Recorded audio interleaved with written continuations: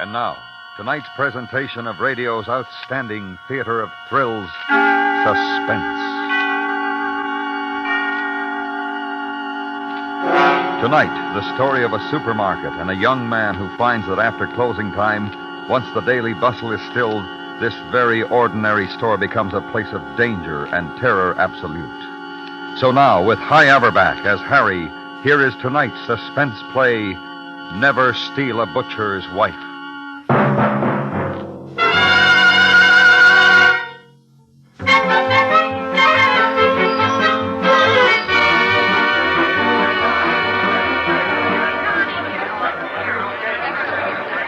It started the first day of the job. I was clerking the liquor department of the supermarket. I hadn't been in Los Angeles a week. My brother, when I left New York, had given me this letter to a friend of his, a guy who owned a string of these supermarkets. The letter was about could he use me, I was a good fella, he could count it a favor, you know. And the guy had this opening, liquor clerk. And comes the following Monday, I'm at work. I spent the morning loading the refrigerators with beer, soda water, all that stuff, and sizing up the place. You know, back east, we don't have many of these supermarkets. There was the vegetable department run by a nice little dark guy, and there was a delicatessen that was run by an old geezer and his frau. There was a bakery department and meat department, and, of course, the groceries. No clerks. You pushed a little cart around and helped yourself. To get out, you passed the cash register, and the girl loaded your stuff, rang up the price. My surveillance of the place had reached the girl who checked the groceries when the trouble started. She was looking at herself in a little mirror and putting on some lipstick. Her back was to me. I see her stop putting on the lipstick, but still looking at the mirror. I see her eyes in the mirror. And then she turns around very slowly and looks at me. Just looks at me. She must have been 50 feet away at the least and with customers between us. But it was like we were all alone. The two of us. On a beach somewhere. An empty beach. I should have looked away. I should have winked and forgotten it. I should have gone on stacking beer and thinking about how to be a success. That's what I should have done. What I did do was I stood right there and locked eyes with her for I don't know how long. And all the time I was looking at her, I was sending her mental telegrams. Hey. You and me, baby. Hey, you. You and me. Hey. You and me, baby. Hey, what's the matter? Asleep on your feet? Huh? What'd you say? You're the new guy, huh? Yeah, I just started this morning. I'm Nick Arno. I work the vegetables. Harry Carr, pleased to know you. Yeah. Get 2 bottles of cold beer? Sure.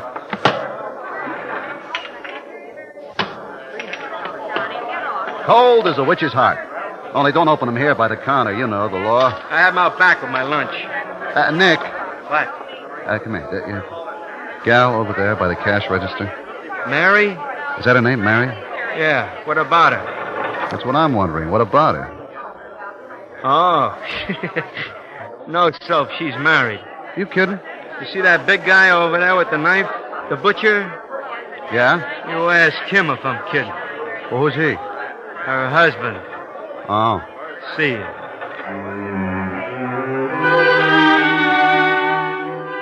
I looked over at him. He was a funny-looking guy. A real creep. He stood there sharpening a tremendous big cleaver, whistling to himself. He had on a hard straw hat and a white apron. He had those rimless glasses with thick lenses so that his eyes looked like baseballs. When he saw I was looking at him, he nodded and went on whistling and stropping. A real creep. Later on, I watched him softening up some sort of steaks. He had a big steel mallet with points on it, and he was whanging away at this meat like a pile driver. And I watched him grinding, and slicing, and quartering, sawing the bones off some of the cuts. And always those eyes like baseballs, and that teeny little mouth lost in the big red face, whistling. And I looked over at her, and she was giving me the eye again.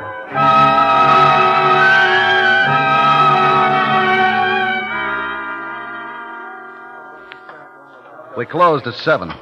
The vegetable guys carted out the old stuff. The delicatessen man put away his pickles. I checked the register, counted my slips, and made my entries. Kraus, the butcher, was still there, packing and cleaning, putting stuff in that big refrigerator room back of the counter. But she had left. I got into my street coat and walked out.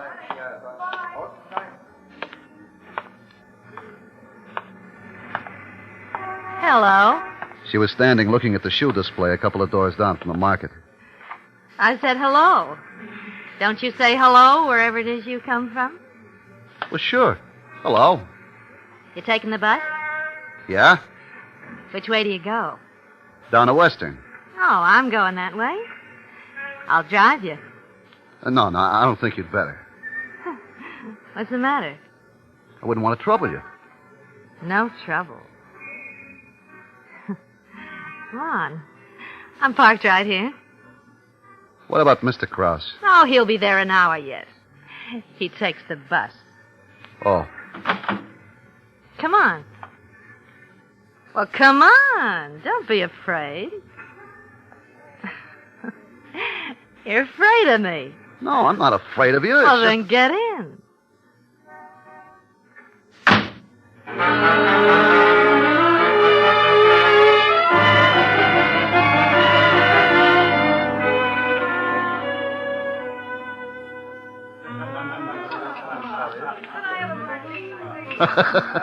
So all day long, I'm pushing liquor at them.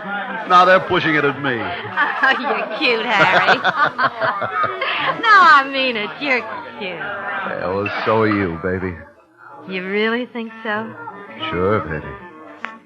Harry, let's get out of here. Go someplace else. Hey, I gotta work in the morning. Oh, silly, this is the morning.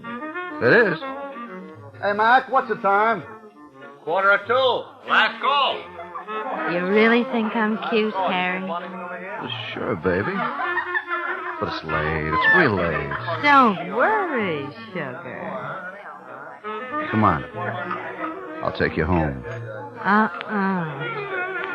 I'll take you home.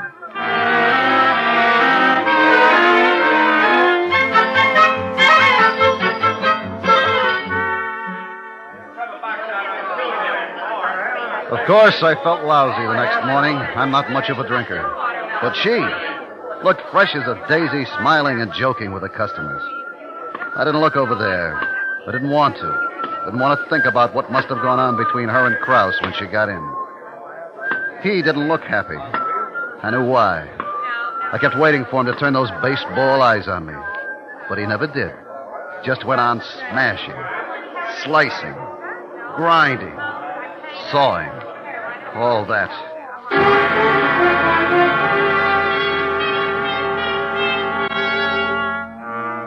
When I came out that night, she was there. I tried to disregard her. Harry. But she said she had something very serious to talk over.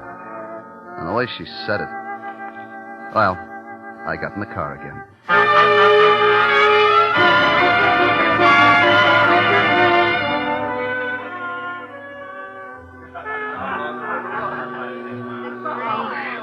He's awful. Really, you don't know. Yeah, I guess it's tough. You just wouldn't believe some of the things. Yeah, look, baby, I think we'll... He's crazy jealous. Of you? Yeah. Isn't that silly? Well, I guess maybe... Jealous of me. Or should I say, of you. Me? What does he know about me? What did you say? Well, I got in this morning, and there he was, sitting up like Grandma in his bathrobe. He said, "Where have you been?" And I said, "What's it to you, Auntie?" I call him Auntie. It drives him crazy. He said, "Don't you think you can fool me?" And then he started to cry and say a lot of things about Babylon and sitting on the water. Real crazy talk. Well, I'd better go. Oh, now don't be silly. He doesn't know who you are or who it is. But he could find out. Oh, no. Not unless I told him. You wouldn't do that? Of course not, baby. As long as you're good to me.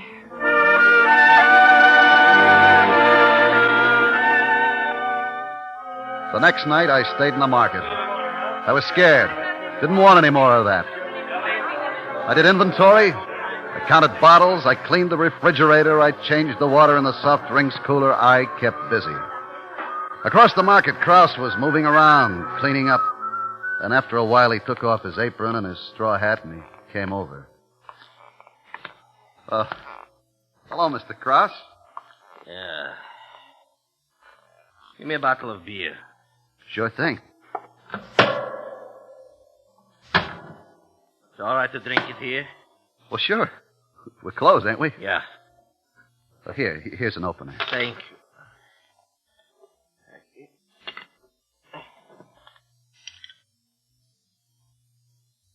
Ah. You're working late. Well, you know how it is. Nothing to do evenings. No? No, I'm new out here. It takes time to make friends. For me, maybe it would take time. Not for you, a good-looking young fellow like you. Well, I don't know. You're a big, broad-shouldered guy. Yeah, sure. Big. That's me. How's the beer? It's all right. Listen, you know my wife. Your wife? Yeah.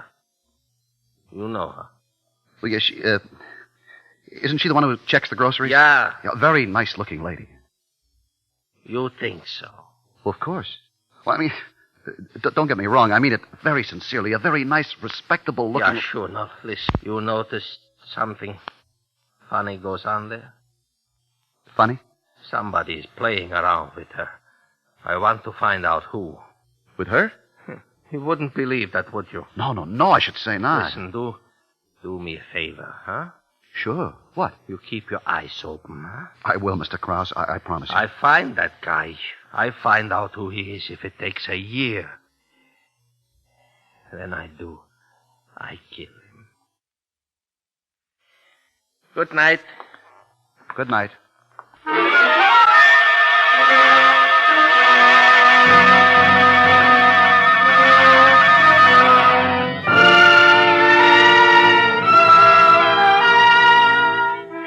You're listening to Never Steal a Butcher's Wife. Tonight's presentation in radio's outstanding theater of thrills, Suspense.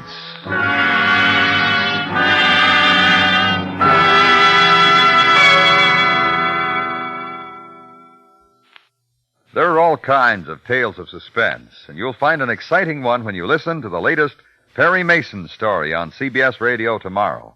He's the debonair lawyer detective whose exciting cases come your way Monday through Friday daytimes on most of these stations. This week, listen to Perry Mason try to help a damsel in distress. And now, we bring back to our Hollywood soundstage Hy Averback in tonight's production of Never Steal a Butcher's Wife, a tale well calculated to keep you in suspense.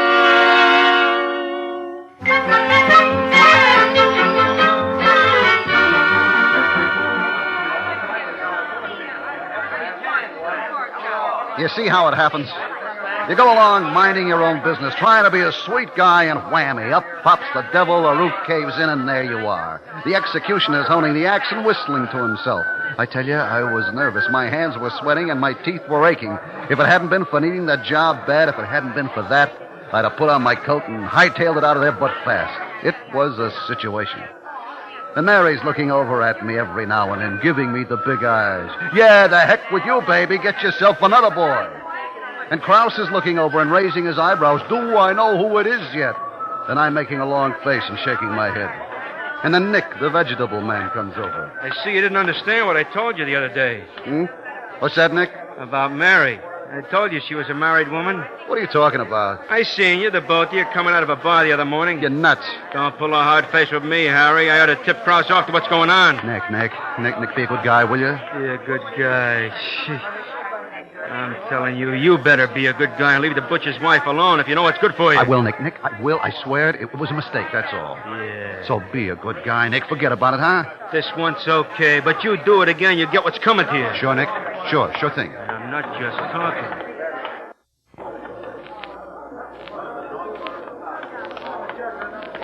Harry. What? Blow, will you blow? Harry, I wish you wouldn't treat me this Blow, way. blow, get away. Look at me, Harry. Don't you know your husband is watching you? Always got his glasses off. He couldn't see Hollywood Bowl. You better be nice to me, Harry. Please, Mary, please, go back to your cash register. I want to see you tonight. No. Oh, yes. Look, understand me, baby. You're poison. Now get away. You'll see me, Harry. I don't Or want... you'll see Krause. All right. Where? I'll be parked around the corner. Around the corner. And don't be late.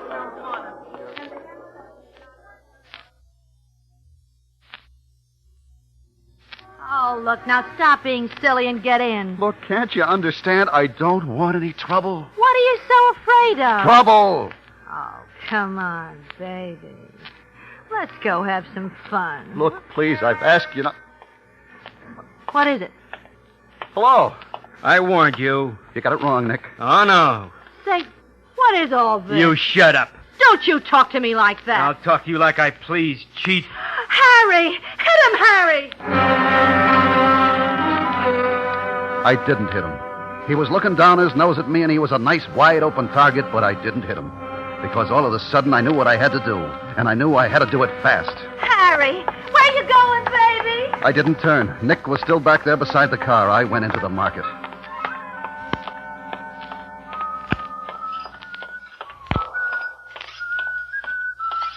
Mr. Krause! Yeah. I What?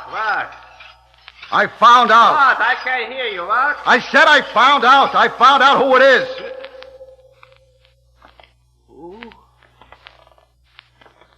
Ooh. Nick. A vegetable man? Yeah. A vegetable man. Now, look, Mr. Krause, I knew yesterday, but I didn't want to get him in trouble. I told him to lay off, but he said nuts. He said if I opened my mouth, he'd tell you it was me, that I was the one. Vegetable man. I'm sorry, Mr. Krause. I never did like him. I never did. Well, good night. Vegetable man.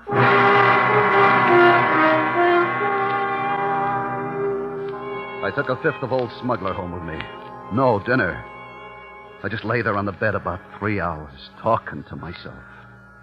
And finally, to heck with the job. I got up and I started to pack. I was broke, but I didn't care. I'd have to skip out on my rent, but it didn't matter. I didn't care. I wanted out. From Krause, from Mary, from Nick. And suddenly, I figured that even if Nick was a snooping little rat with his holier now, I ought to clear him. So I wrote a note to Krause. I said, I did it, Krause. Don't blame anybody else. I took the note in my bag and the key to the market, and I tiptoed out of the rooming house. I caught a bus and went to the market. The boulevard was deserted. I looked in through the glass door. In the back of the place, up high, there was a red neon beer sign that blinked on and off. On and off. I unlocked the door, went in, locked the door behind me. The place was eerie in the dark, what with that red light blinking on and off. 1 minute the place was pitch black, the next it was 1,000 little red lights bouncing off the canned stuff in the grocery part. I went to the butcher counter first, and I laid the note on the scale where he'd be sure to see it. Then I crossed over past the vegetables and the bakery, past the delicatessen to the liquor department. It was dark, and I kept bumping into things, and I thought, why am I acting like a criminal? I turned on the light. The whole place was suddenly dazzling. Hurt my eyes. I looked at the cash register. I was just thinking about maybe taking a couple of bucks when it happened. I hadn't touched it. Somebody had turned the lights off again. There were other switches in the place. I didn't know where. And after the brightness, the place seemed twice as dark. The red sign blinked on and off, and on and off. And then I saw him. Krause. He was standing behind the meat counter at the scale, and he picked up the note. My note. I did it, Krause. And he read it. I couldn't see his eyes, just the glasses. And every time the light blinked, they shone red, bright red, like some sort of terrible toy. And then he began to move. And it was like a movie that you see one frame at a time. Each time the light blinked on, he wasn't where he'd been before, but closer. Closer.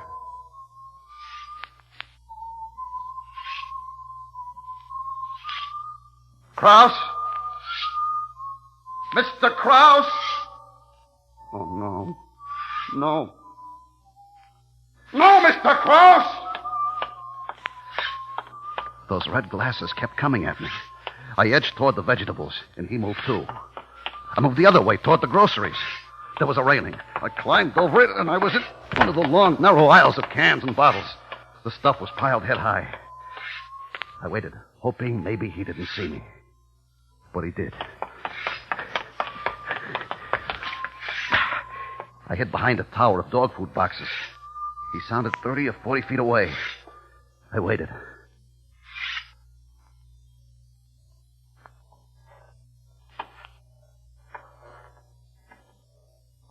I looked around the corner. He was looking down another aisle. I ducked my head back.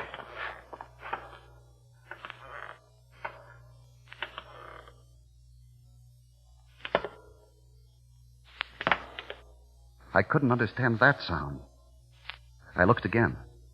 The aisle was empty. In the center where Krause had stood were his shoes. He'd taken them off. Very quietly, I bent and took mine off, too. And I began to tiptoe away from where I'd seen him. And then I rounded a corner, and there he was, not 2 feet away with his back to me.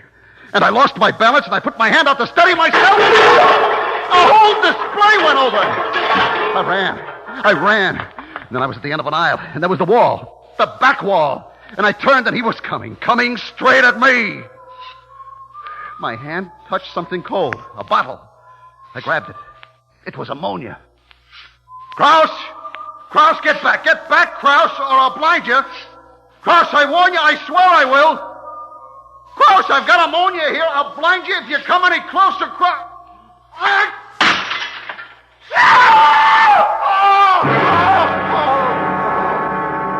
Stood there like a crazy blind giant, tearing at his eyes, the ammonia running down his face. I didn't wait. I ran past him, bumping him aside, ran and cut around the cash register and past the delicatessen and the bakery to the door. It was locked. The key, I'd left it in the lock, and it was gone. I tried to break the glass with my fist, but it was like steel. I tried to kick it, but I left my shoes behind. And Krause kept coming, feeling his way along, moaning, silhouetted in the blinking light. The red light that gleamed like a tongue of fire on the knife he held in his hand. I slid behind the counter of the meat department. Under my feet, the sawdust. I bent, scooped up a handful. His face was awful, twisted and gleaming in the blinking red light. His glasses were gone and his eyes were screwed tight shut in pain. He stopped 10 feet away, swaying. Then he opened his eyes, opened them as wide as he could, and moved his head from side to side, trying nearsightedly to see me. And then his head stopped moving, and holding it sideways, using one eye to see me. He came on, the knife held way back. And I waited. And I let fly with the sawdust and jumped to one side, my back against the wall, and he twisted and skidded in the sawdust, and he fell. And then he was very still for a moment. I waited, backing. He rose to his knees. In the blinking light, I saw the knife.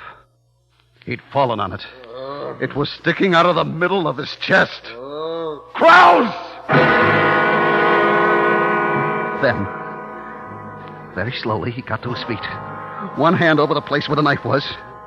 And then he started toward me again. There was a rack over the chopping block. He reached up and got a cleaver. I backed. Behind me, I felt a large, cold handle. The door to the meat storage room. I heaved it open.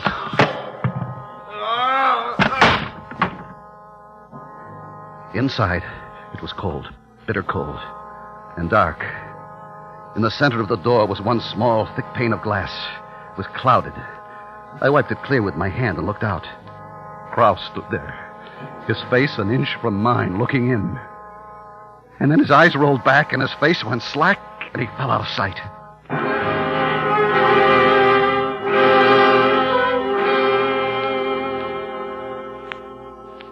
He was dead. I was sure of it. Now I felt around in the dark for the knob, but I couldn't find it. I felt the door from the top to the bottom. There were bars and bolts and something that felt like a handle, but it wouldn't move. I heaved and tugged, but it wouldn't move. There was a knife on the slab there, a butcher knife. I felt around the door for a crack, slipped the knife in and twisted. It broke off. Another door, I thought. Maybe there's, please, another door out of this place. And I began to search for it in the dark, feeling along the icy, damp walls. I walked under something cold that moved when I touched it. Side of beef, but no door. I moved farther. Another icy cold thing. And I moved on. Came up against another. Cold as the rest. But... And I'm crazy. I know it. I'm crazy. This one feels as though it's wearing silk stockings.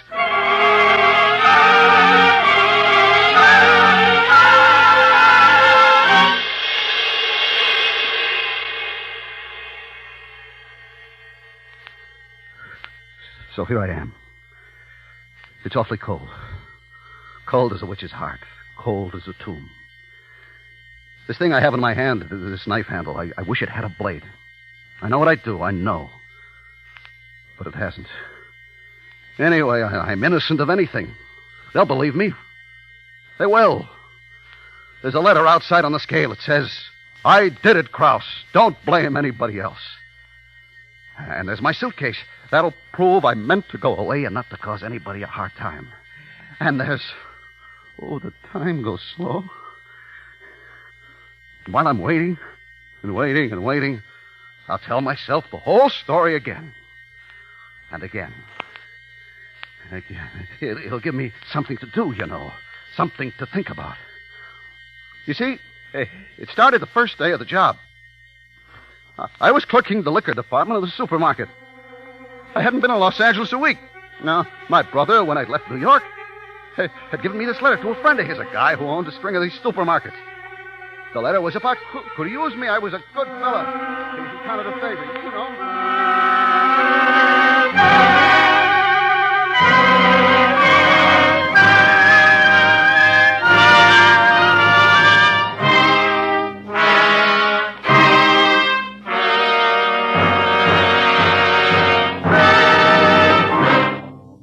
Suspense, in which Averback starred as Harry in James Poe's story, Never Steal a Butcher's Wife.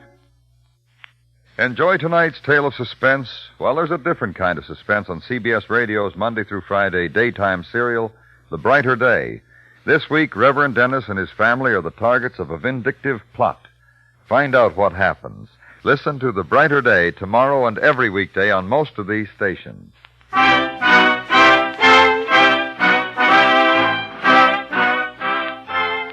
Suspense is produced and directed by Norman MacDonald, with music composed by Lucien Morawick and conducted by Lud Gluskin. Never Steal a Butcher's Wife was written for Suspense by James Poe and starred Averback as Harry. Featured in the cast were Paula Winslow, Jack Crucian, and Lawrence Dobkin. Stay tuned now for yours truly, Johnny Dollar, which follows immediately over most of these same stations. Listen while you work. Enjoy Hilltop House every Monday through Friday in the daytime on the CBS Radio Network.